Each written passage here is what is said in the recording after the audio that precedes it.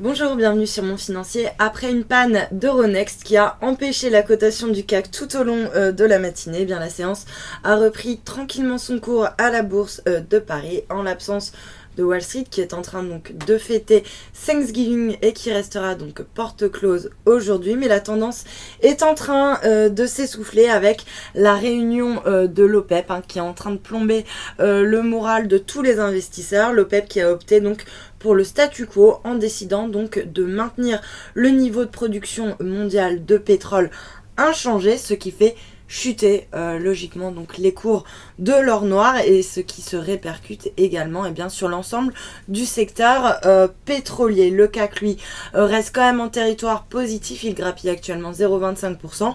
On est autour des 4384 points, un marché donc qui n'arrive toujours pas à s'installer au-dessus du seuil des 4400 points. Ailleurs pourtant, Francfort avance de 0,64% à 9980 points. Du côté des valeurs, on a le secteur des télécoms qui se distingue en faisant la course en tête avec par exemple Bouygues ou Orange qui grimpent de respectivement 2,5 et 1,87%. Puis à l'inverse, le secteur pétrolier qui occupe le devant de la scène et qui se retrouve sous pression. L'OPEP qui a donc décidé qu'elle n'allait pas réduire la quantité de production de pétrole qu'elle met quotidiennement sur le marché, ce qui accentue bien sûr la baisse des cours. Du coup, on a un WTI et un Brent qui sont vraiment en chute libre. Le Brent qui chute actuellement de 3,3%. On vient de repasser sous la barre des 75 $. C'est tout simplement le plus bas niveau qui est coté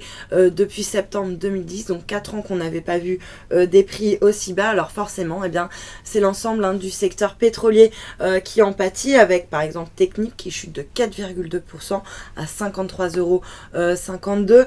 Total, première capitalisation du CAC qui chute lourdement, moins 3,15% à 46,33 €. Alors il faut savoir que pour Total, une baisse de 10 $ du prix du baril, c'est 1,5 milliard d'euros en moins sur son résultat net. Donc bien sûr, une sanction qui semble somme toute assez logique. Valourec également très mal orienté sur le SBF 120 qui chute de 5,2%. On est autour des 27,82 € sur le SBF 120. En revanche, on a Arkema qui se distingue en nette hausse. Le titre bondit de 4,6% et qui renoue d'ailleurs avec les 55 € grâce à Berenberg qui fait grimper le titre en portant son objectif de cours à 80 €. Donc quand même un upside assez significatif sur le dossier.